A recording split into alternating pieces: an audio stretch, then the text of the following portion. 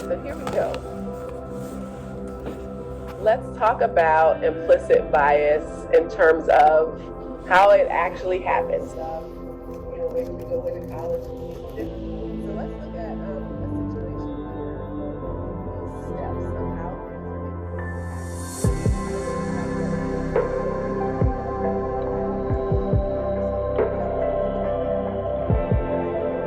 like the majority of folks on here are in the 16 to 20 range. We have some in 0 to 10. Again, why you like something is often determined by these messages, right? And how society portrays it. Society, including your I almost forgot to bring you all along in my lunchtime hustle and bustle. Now, if I was at the conference, I'd have a nice prepared like sandwich or a salad or something. But now I have an hour to meet Goodwill right now so they can pick up some clothing donations. I'll take you in the clothing closet right now. Okay, come on. All right. So 2 weeks ago, I called Goodwill pickup, like the donation pickup truck that comes out. So hopefully they can utilize this more than we will be able to. So these are all the donations that I'm gonna leave out on the curb for Goodwill to pick up.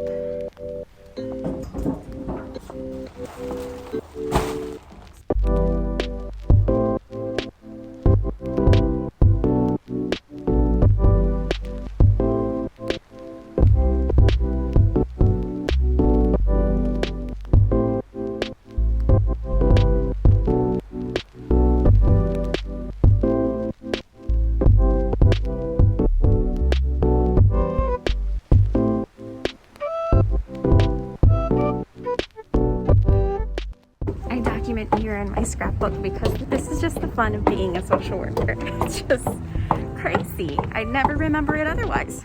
All right, this is my stack of stuff that's gonna be taken, hopefully, by Goodwill.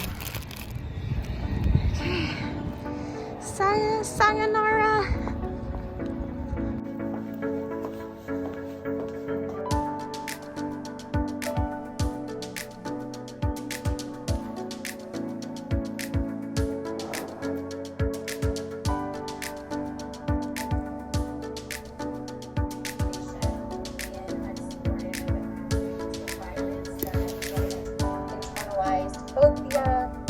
Negative expectations of themselves, person of color.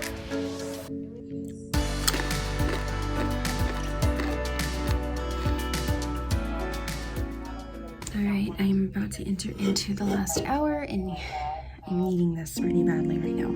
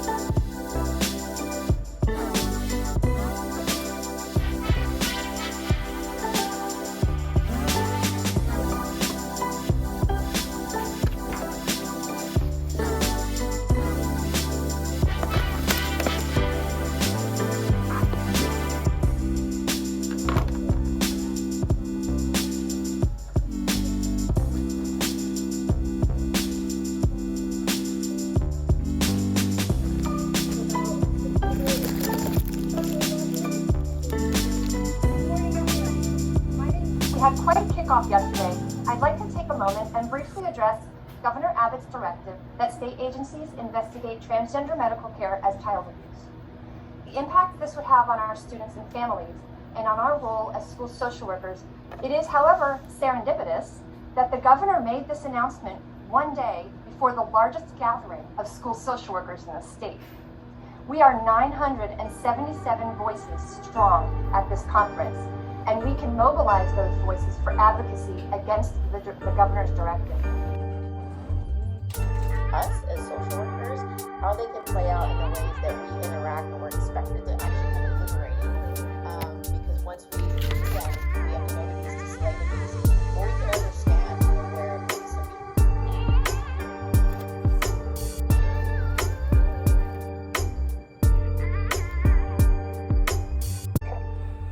But I continued. I ended up in the hospital and was in intensive care.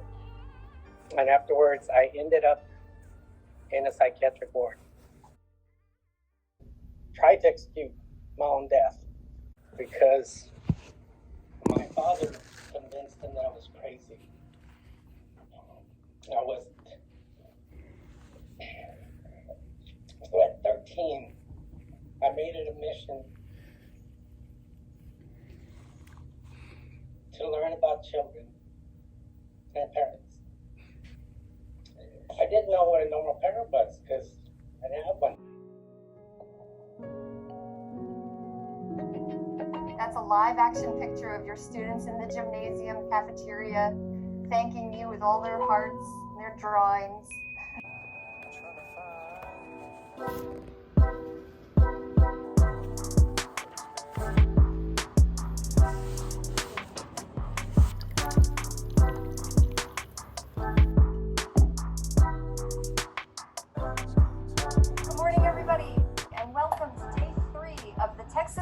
Social Workers Conference. What I hoped I could do for them as the administrator. When I think about what is necessary to be a good social worker, we can't take play out. We actually need to do the opposite and provide more regulatory options, more experiences of play during the day.